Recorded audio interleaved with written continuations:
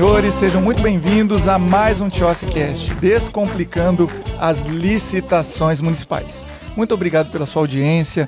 Você que nos assiste pelo YouTube, já se inscreva no nosso canal, ative as notificações, pois toda semana nós temos um conteúdo atualizado para você. Da mesma forma, você que nos ouve pelo Spotify, também se inscreva no nosso canal, ative as notificações e fique por dentro desse universo das contratações públicas, da administração pública, para que você consiga, com desenvoltura e principalmente segurança jurídica, satisfazer os interesses públicos da nossa sociedade. E para falar de segurança jurídica, eu trago aqui um grande amigo, uma grande autoridade que certamente abrilhantará o nosso episódio falando de uma temática extremamente sensível, mas que é necessário nós enfrentarmos para o avanço do Estado Democrático de Direito, para a satisfação do interesse público, que é o direito administrativo do medo. Professor Rodrigo Valgas, farei a leitura resumida do seu currículo. Professor Valgas, que é advogado, mestre em Direito do Estado pela Universidade Federal do Paraná, doutor pela Universidade Federal de Santa Catarina, ele que é professor de Direito Administrativo da graduação e pós-graduação da CESUSC, primeiro vice-presidente do Instituto Brasileiro de Direito Administrativo, nosso IBDA, presidente da Comissão de Moralidade Pública da OAB de Santa Catarina, autor de diversos livros e artigos em revistas especializadas e também é ocupante da cadeira número 26 da Academia Catarinense de Letras Jurídicas. E o professor, que é autor de um best-seller, que é o Direito Administrativo do Medo. Meu amigo, seja muito bem-vindo, a casa é sua. Pois não, meu querido Tioci, dizer que é uma alegria, uma honra estar contigo aqui, né? Vejo o sucesso aí do teu podcast, então nós que estamos aqui como teus convidados nos sentimos muito honrados para essa troca de ideia, para esse bate-papo que nós vamos fazer hoje. O currículo do professor dispensa comentários, mas eu acredito que a maior virtude é a sua generosidade, a sua simplicidade em sempre ser tão solícito com os amigos. Eu que sou um admirador do seu trabalho, nós que já nos encontramos várias vezes aí pelo nosso Brasil, nos eventos, em especial no nosso tradicional Congresso Paranaense de Direito Administrativo, já tivemos momentos ali de descontração. Saiba que eu sou fã do seu trabalho, um admirador da sua obra e certamente o nosso público vai ganhar muito hoje com todo o conteúdo. Professor Valgas, qual que é a sua visão hoje em relação à administração pública do nosso país? O que nós tínhamos, o que nós temos, qual que é a sua expectativa para os próximos anos? Faz um apanhado geral desse momento em que nós nos encontramos, por gentileza, porque a sensação de insegurança jurídica faz com que o gestor público não haja, que ele não efetive os direitos sociais fundamentais, personalíssimos, que são garantidos na nossa Constituição Federal, e quem perde é a sociedade. Como que nós podemos avançar nesse momento? É muito importante, Tioci, tua pergunta. Eu dividiria ela em algumas partes. Primeiro, o primeiro aspecto da tua pergunta: como distinguir a administração de hoje da do passado? Bom, nesse aspecto eu sou muito otimista. E por razões que me parecem evidentes. Eu acho que hoje a administração pública, eu já advogo há 30 anos, ela é muito, mas muito superior do que ela era há 30 anos atrás. Há 30 anos atrás, os gestores, se hoje nós reclamamos com alguma razão ainda da falta de formação, ainda mais agora com a 14133, que nós sabemos que tem que haver investimentos de formação em todos os servidores que atuam com a norma, mas há 30 anos atrás o cenário que nós tínhamos no Brasil era muito mais desolador em termos de preparo. Hoje acho que há uma sofisticação, um refinamento do preparo desse servidor público. Por isso mesmo eu olho com muita desconfiança essa ideia de que o Brasil hoje está mais ou menos comparado na pesquisa da Transparência Internacional no mesmo nível dos países da África subsaariana. Não me parece. Eu acho que o Brasil hoje... Veja, é incrível as mudanças. Nós tivemos aí governança na administração pública, que é um tema que está aí se colocando, se impondo. Nós temos nova lei de licitações, que é um tema relevante. Temos um ajuste que foi necessário, vamos falar dela mais à frente, na lei de improbidade administrativa. Nós temos hoje, me parece, uma preocupação com a gestão muito mais forte do que nós tínhamos há 30 anos. Então, nesse sentido, eu diria que eu sou um otimista. Agora, E ainda, quero fazer uma advertência também quando a gente fala de direito administrativo do medo. É que um pouquinho de medo faz bem, né? Então, veja, todo o discurso crítico a partir do direito administrativo do medo é quando já temos instituições funcionando e quando a gente detecta excessos na atividade controladora. Porque é evidente que nós precisamos de controle. Um país que é patrimonialista, que é fisiologista, que é clientelista, ele precisa de controle. Isso não está em questão. O que está em questão é que tipo de controle nós estamos tendo e até que ponto isso tem levado ao propalado apagão das canetas, a paralisia decisória e quais são as causas desse fenômeno. Então eu acho que eu contextualizaria assim essa tua primeira pergunta. Excelente. Nós sabemos que hoje, em termos de legislação, existe um ambiente de segurança jurídica muito grande, que não existia. Esse avanço que o professor trouxe, ele é real. Hoje nós temos a LINDB, que traz essa segurança jurídica, a Lei 13.655 de 2018, nós temos a Lei de Abuso de Autoridade, nós temos a nova Lei de Improbidade Administrativa, nós temos a nova Lei de Licitações. Então, para o gestor público, em termos de legislação, hoje o ambiente está muito mais agradável, mas não significa que seja suficiente nós termos um avanço legislativo. É necessário uma mudança cultural, é necessário um avanço por parte do gestor, dos administradores e também dos órgãos de controle.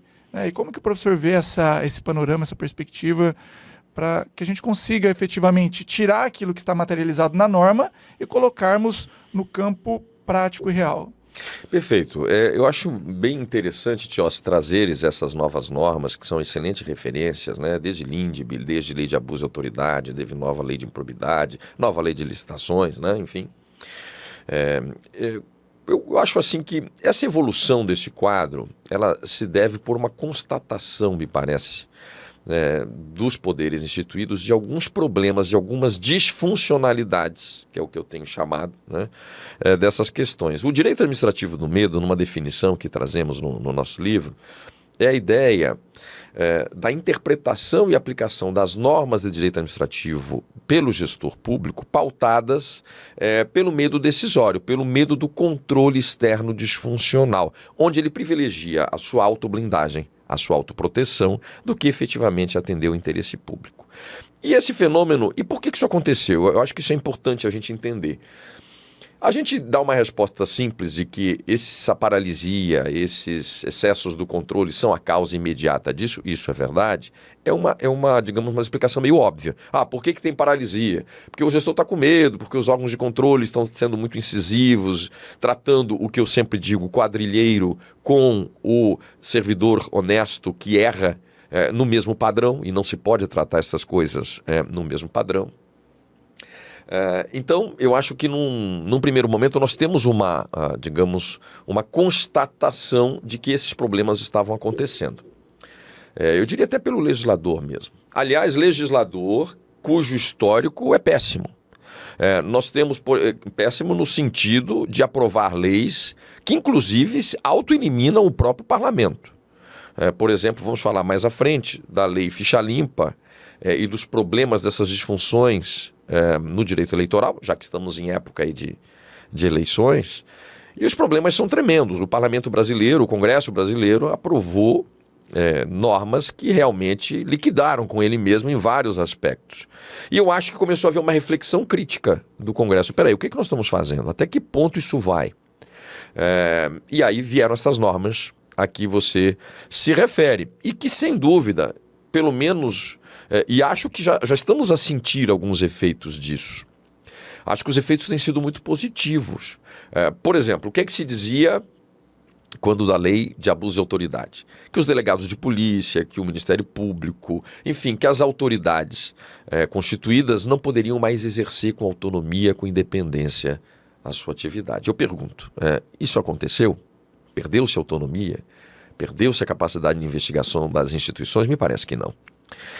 A mesma coisa se dizia, inclusive, com o fim da prisão em segunda instância. Se dizia que como se as portas dos presídios seriam abertas e os presos todos sairiam em desvario pelo solo brasileiro. Não me parece que isso tenha acontecido. A Lindbe chegou a gerar, Tió, se você lembra, debates até na TV, algo que eu fiquei pasmo. Eu nunca tinha visto, confesso, um tema de direito administrativo estar na TV. Pelo menos a Globo News eu lembro que passou reportagens com visões do TCU, visões dos juristas que estavam na composição da comissão, né? Tanto o professor Floriano como o professor Carlos Ari, que estiveram ali muito diretamente envolvidos, sem prejuízo de outros que também deram sua grande colaboração.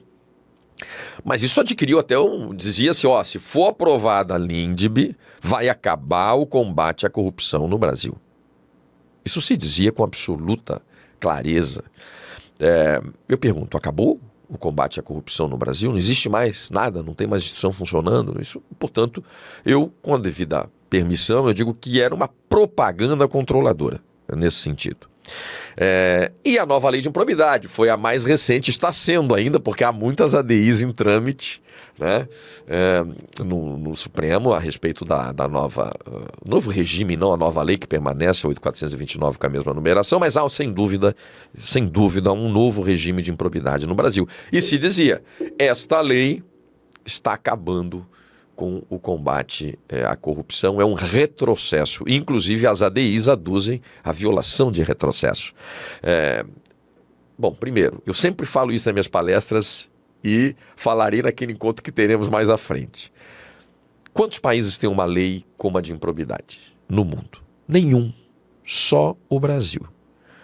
Sem querer desmerecer o Brasil, mas eu digo o seguinte, ou todos os países do mundo estão errados e nós estamos certos, ou talvez seja o contrário, todos estão certos e nós estejamos errados. Então veja, como falar em retrocesso à corrupção em temas de improbidade quando nós somos o único país do planeta que ousa, que inovou em matéria de combate à improbidade.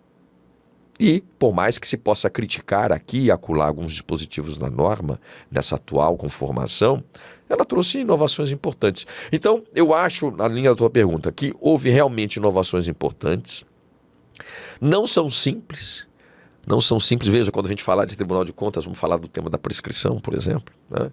Então, não são simples essas inovações, mas eu acho que há uma luz no fim do túnel. Eu acho que nós estamos caminhando, eu diria, para uma sintonia fina, para um melhor equilíbrio entre um certo exagero, né? E exagero, se você me permita só concluir, porque nós, desde a Constituição de 88, acho que essa é a grande causa, nós apostamos muito no controle. Não que ele não mereça nossas apostas, merece, totalmente, né? Nós precisamos de controle, repito a frase que falei no início, mas não é só de controle que é feito um país. E, portanto, a gente quis acreditar que a redenção nossa como país estaria no controle, o que é importante, mas não só. Então eu acho que hoje há uma percepção do parlamento, da sociedade civil, que alguma sintonia e algum ajuste deve ser feito. Perfeito. Infelizmente, vindo para o tema das licitações, a gente percebe que licitação, ao longo dos anos, vem sendo sinônimo de corrupção. Licitação é sinônimo de deflagração, de operação e até mesmo de prisão. E o que eu venho defendendo é que licitação seja sinônimo de transformação, porque através de um processo licitatório a gente transforma uma comunidade, uma realidade e efetiva os direitos sociais fundamentais e personalíssimos. O que nós precisamos, obviamente, é de uma aplicação racional da legislação, nós precisamos de uma análise ao caso concreto, entender os obstáculos e dificuldades reais do gestor, que está lá no artigo 22 da Lindbe, mas pegando um gancho na questão da improbidade administrativa, porque é esse um dos principais pontos em que eu vejo a paralisia. Nós estamos em um ano eleitoral, tem muitos gestores que estão aí encerrando o mandato, ainda precisam finalizar o seu plano de governo, mas aquele medo, aquela desconfiança, sendo que são atividades legítimas, com plena previsão expressa em lei, mas, e aí? Será que eu faço ou que eu não faço? Então, diante do medo, vem a questão do apagão das canetas. E tem um dispositivo na improbidade que me agradou bastante, que acaba com aquele famoso crime de interpretação, crime de opinião, o famoso ilícito hermenêutico, que agora o gestor age com base na legislação, mesmo que seja uma corrente minoritária, que no futuro ela venha a ser revista, foi praticado com total legitimidade. Como que o Poder Judiciário vem enfrentando essas questões? Como que na prática isso vem sendo adotado pelos gestores e pelos órgãos de controle? Perfeito. Esse alegado crime de hermenêutica, né, que você muito bem lembrou, isso sempre assusta realmente muitos gestores. Porque a ideia de medo, e aí eu quero frisar um ponto, né? O medo, ele decorre da dificuldade ou mesmo da impossibilidade de gerir riscos. Então veja, quando o gestor público ele vê que não importa o que ele faça, mesmo que ele tenha uma boa gestão de riscos, mesmo que ele se acautele adequadamente, ainda assim ele está sujeito a uma atividade controladora extrema, e isso aliás no Brasil ainda precisa ser resolvido. Aliás, é um fenômeno mundial também. Nós temos um fenômeno mundial chamado Overload Accountability, ou seja, uma responsividade sobrecarregada. Então, o mesmo fato, ele pode constituir um ilícito civil, que gera um mesmo fato. Por exemplo, receber propina, né? Uma acusação de que um servidor recebeu propina.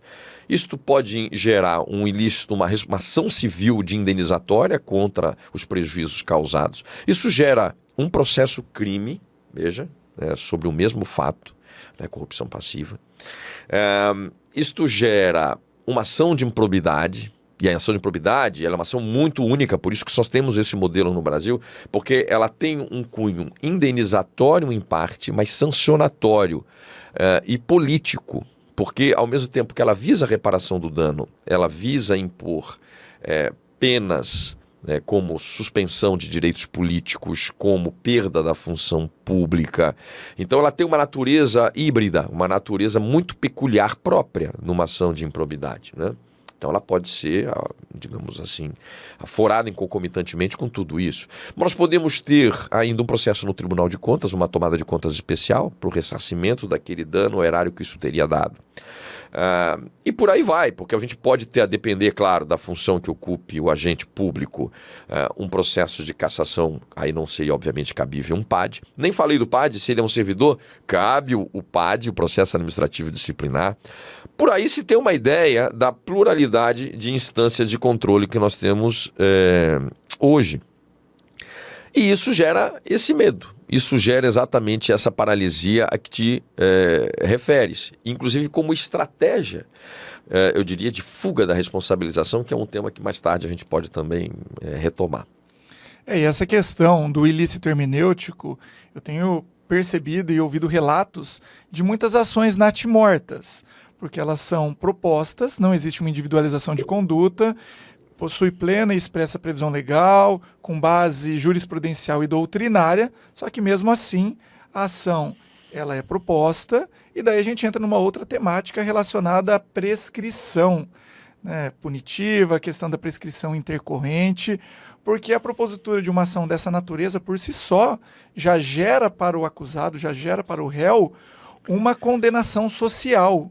E esse talvez seja o maior prejuízo, porque toda a sua hombridade, todo o seu nome, toda a sua história é colocada em xeque por conta de uma interpretação em relação a um ato praticado na qualidade de agente político, agente público ou de um eventual prestador de serviços públicos. Isso vem afastando pessoas de bem da administração pública, justamente porque não querem ter o seu nome veiculado em alguma manchete, porque não querem ter os seus bens indisponibilizados.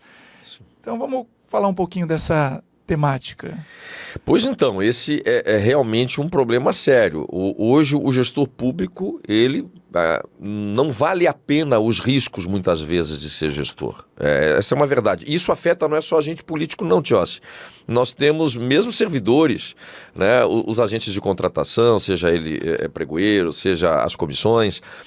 Nós temos hoje uma pressão muito grande sobre todos esses servidores, porque, e é natural, e o Tribunal de Contas, por exemplo, está aí para isso mesmo, tem que pedir informações da pregoeira, do pregoeiro, sobre uma série de questões que ocorrem numa licitação, e isso tudo é feito com muito temor, porque de toda sorte, ainda mais essas pessoas que fizeram concurso, que estão ali com o seu CPF, como se diz, né? Assinam, né? O seu CPF está em xeque. Isso tudo gera digamos, um temor muito grande e com alguma razão. Porque, como eu te falei, uma coisa é a dificuldade em gerir riscos e se assegurar que tudo que você está fazendo é correto. E não é fácil, só isso já não é uma coisa fácil. Mas outra coisa é a impossibilidade de gerir riscos. E ela, às vezes, acontece, que é quando há esses excessos.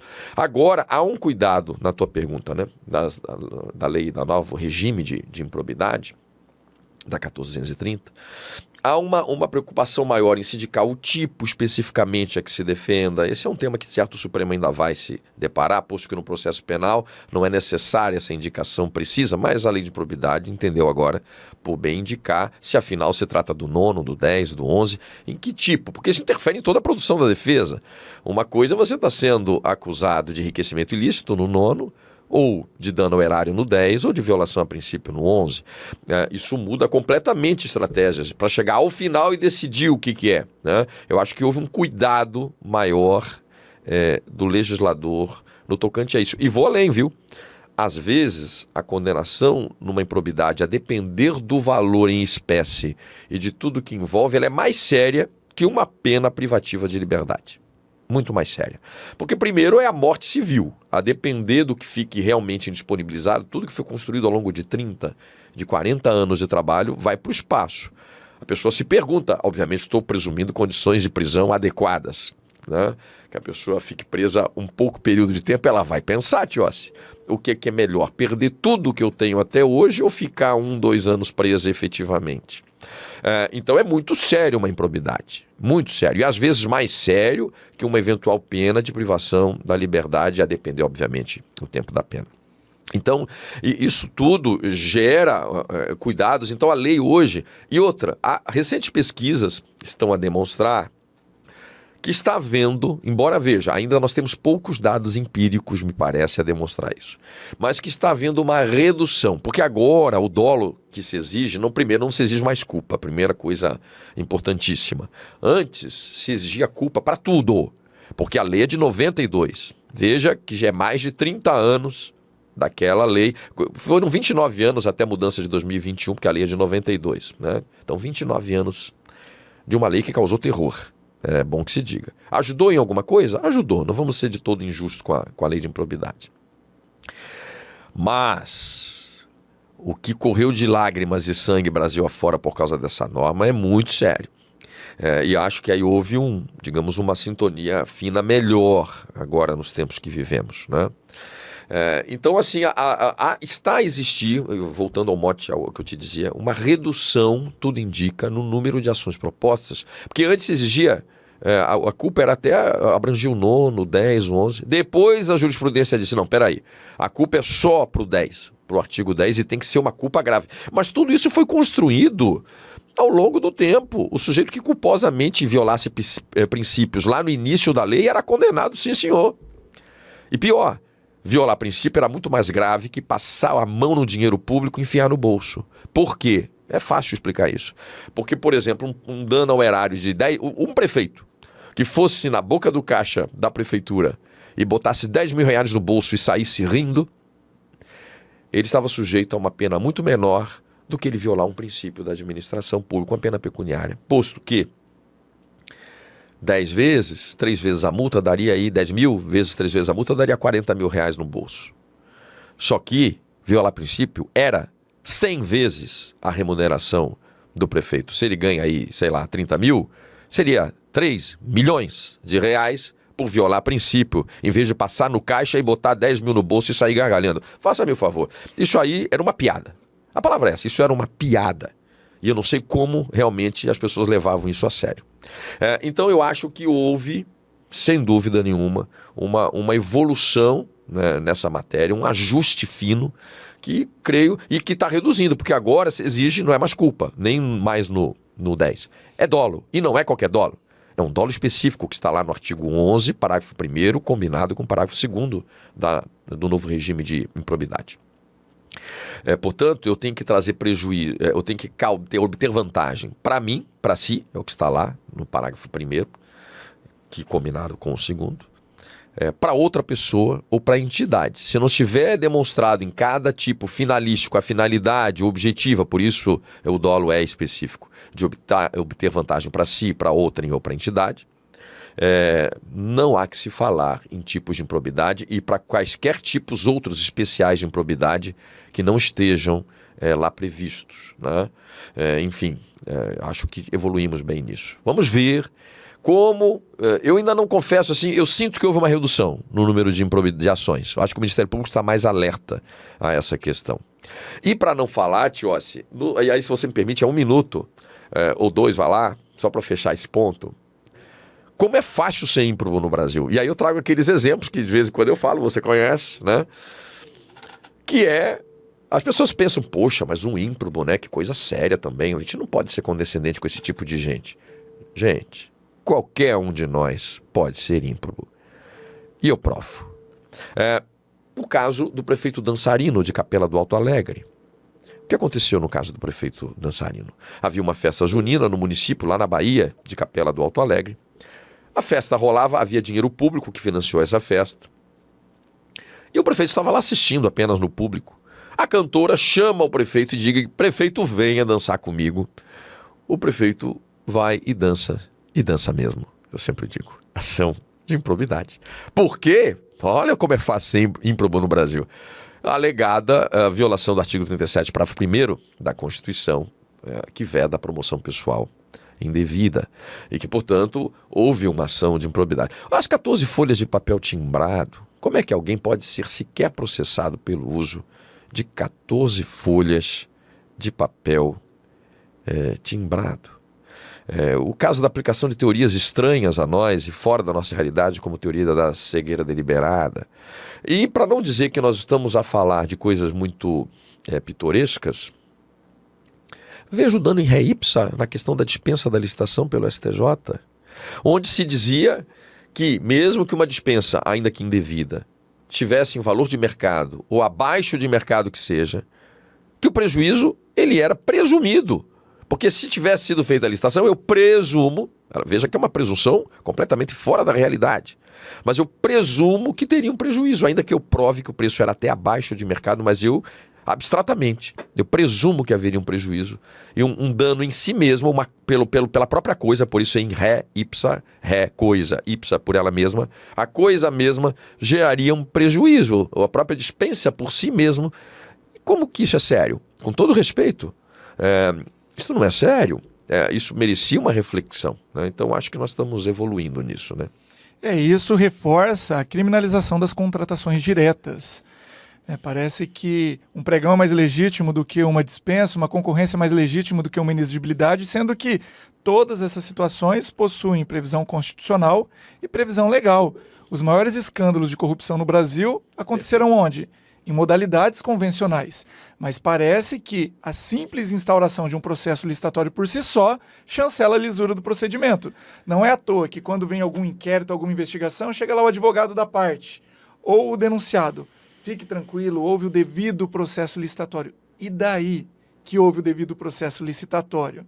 Então, essa questão de presunção de um eventual desconto, de uma contratação vantajosa, de fato, é algo que nunca fez sentido e que, obviamente, faz com que o gestor público abra e instaura processos licitatórios, muitas vezes, onde não tem o cabimento de uma licitação. Simplesmente fiz o que seria por certo fazer, já que uma contratação direta seria ilegal, seria proibida.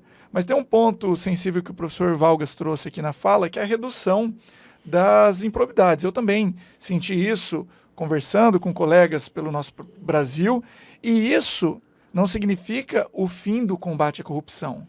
Aquele debate que nós tivemos em torno da LINDB, principalmente, né, de longe disso, são 18 anos que eu atuo com a administração pública, e o que eu vejo no dia a dia são gestores íntegros, servidores honestos, empresas comprometidas.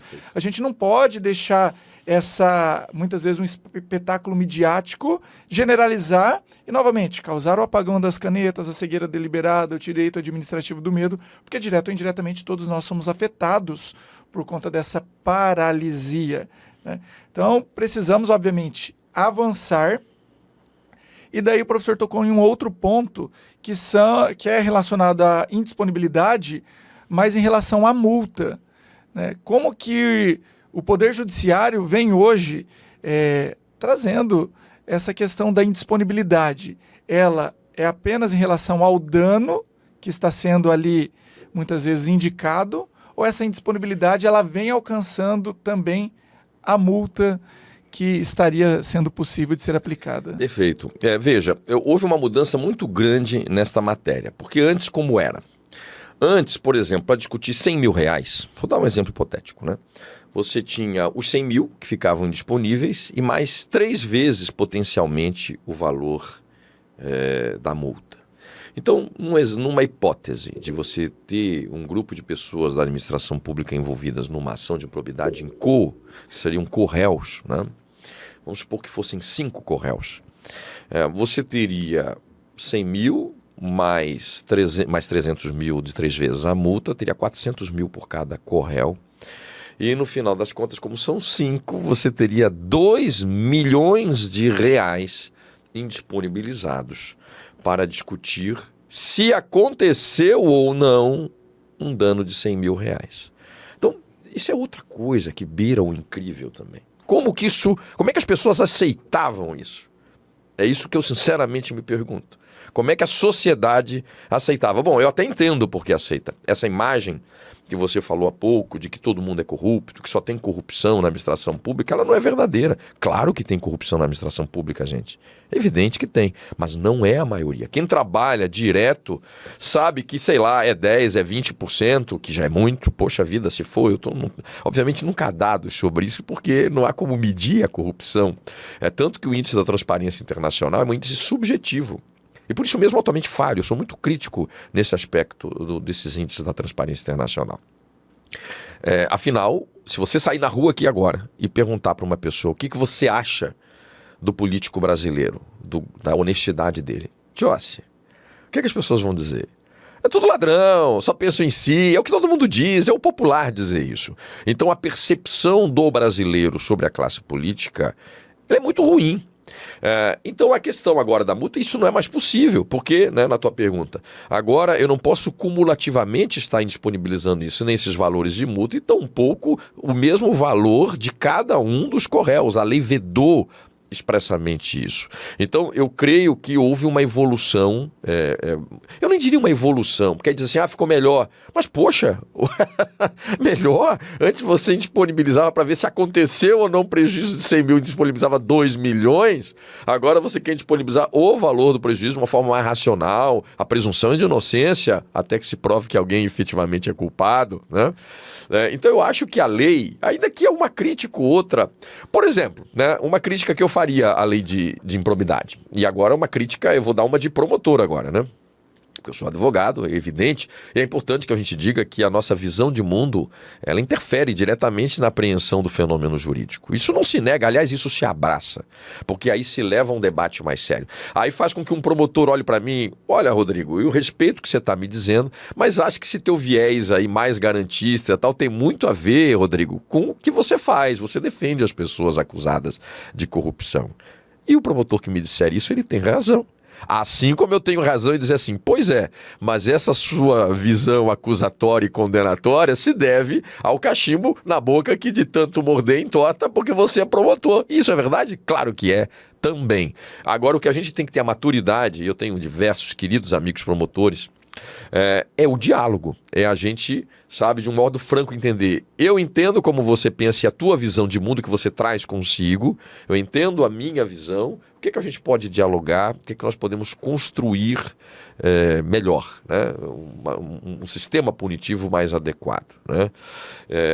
Enfim, a Lindbe também, né, trouxe importantes avanços nisso. Acho que tem coisas boas. Até a Lindbe, se você quiser falar alguma coisa, também tocamos ficha. Sim, e eu concordo plenamente que em um Estado democrático de direito, o que prevalece não é a convergência, e sim a divergência. E é fundamental para que nós possamos avançar em relação às normas, em relação à aplicação no campo prático, desde que respeitando as opiniões. Então, assim, o Ministério Público ter uma interpretação, também tenho diletos e queridos amigos que são promotores, da mesma forma no Poder Judiciário, cada um, obviamente, em razão da sua expertise, da sua experiência e também do cargo que ocupa naquele processo, vai ter, obviamente, uma percepção e uma forma de agir diferentemente. Não significa que um esteja certo ou que o outro esteja errado. O que nós precisamos é de diálogo, analisar o caso concreto para que não sejam feitas injustiças.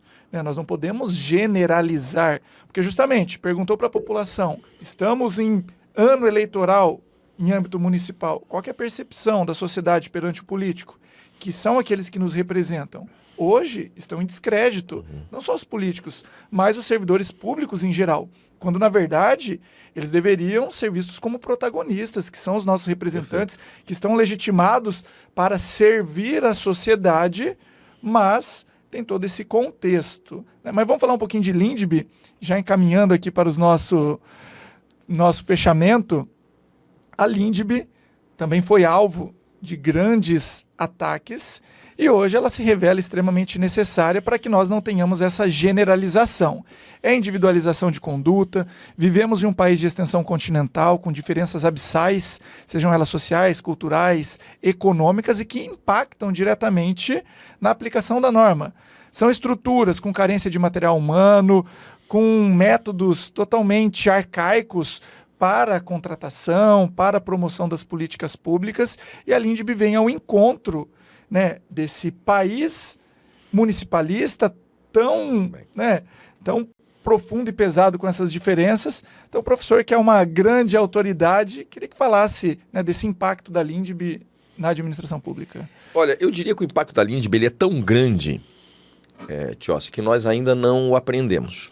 E nem vimos ainda a sua real extensão. Eu acho que muito há de se escrever e se desenvolver no Brasil a partir das linhas gerais, das guidelines lá da Lindbe. Eu acho que muita coisa será construída.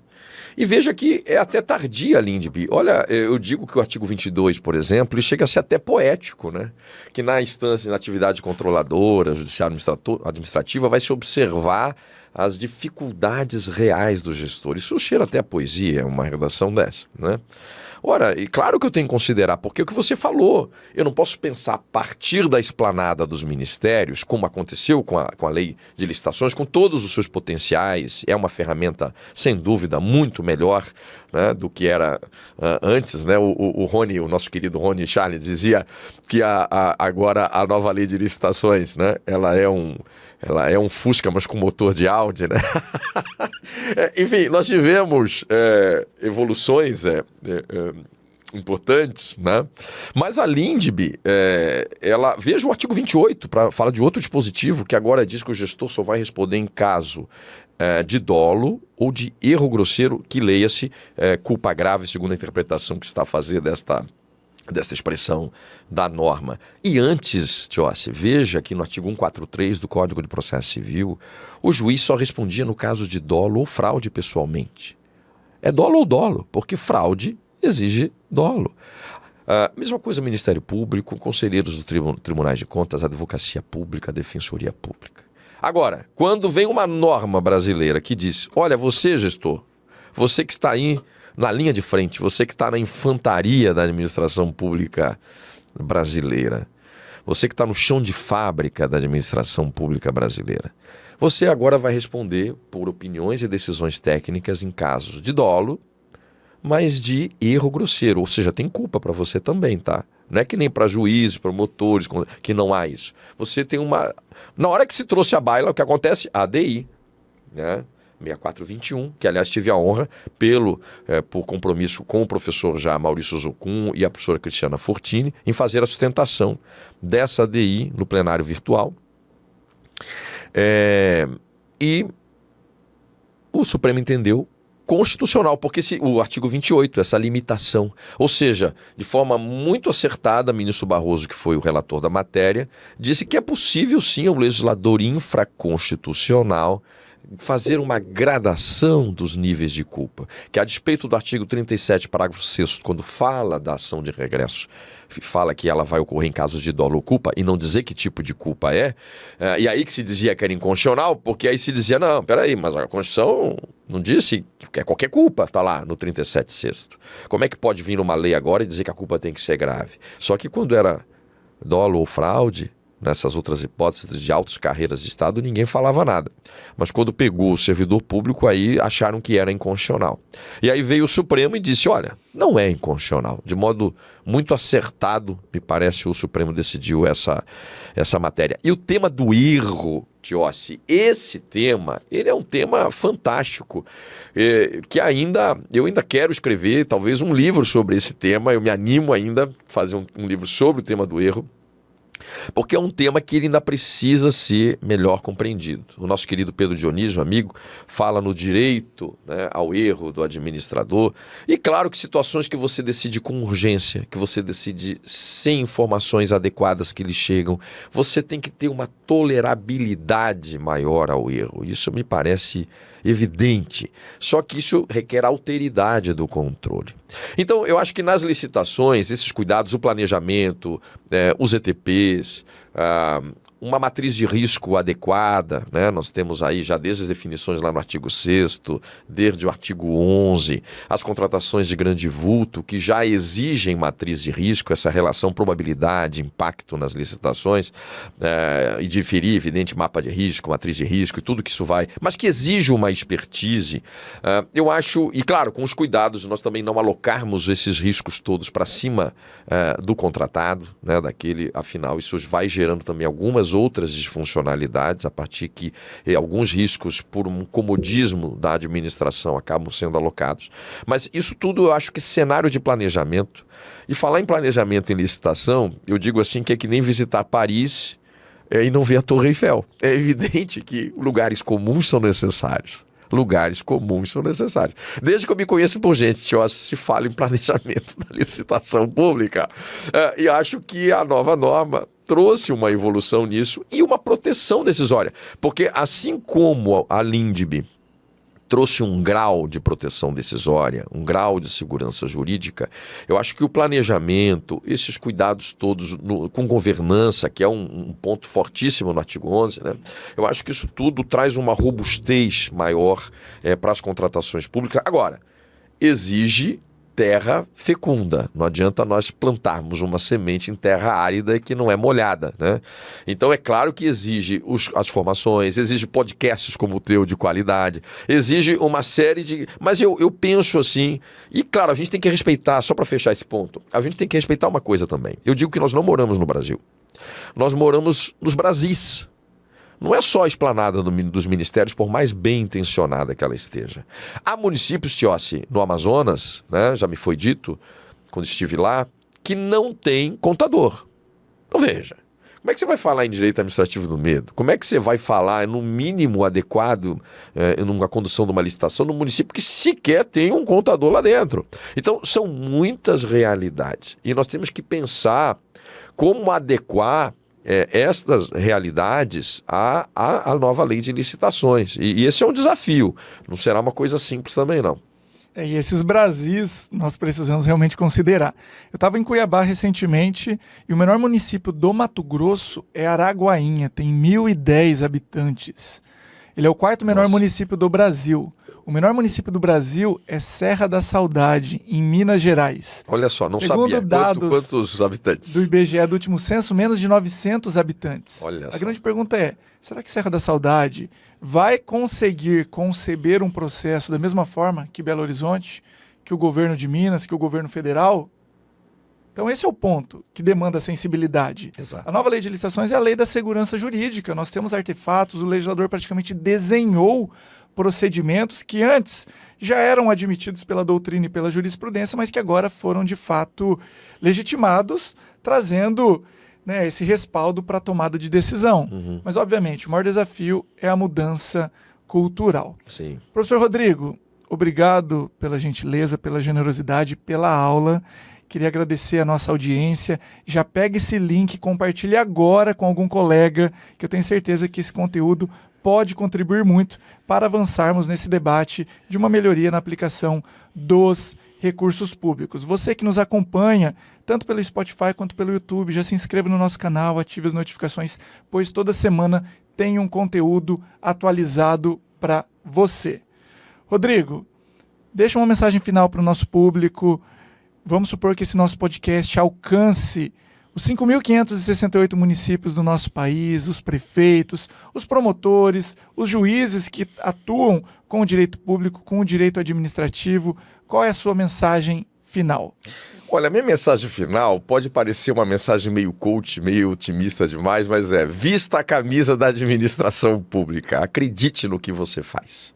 Eu acho que um gestor bem intencionado, eu acho que isso reverbera. A pessoa que está ali séria, querendo fazer algo sério, mesmo quando ela é contrastada com um órgão de controle, se ela demonstra, isso de algum modo auxilia. Então não deixe de fazer as coisas.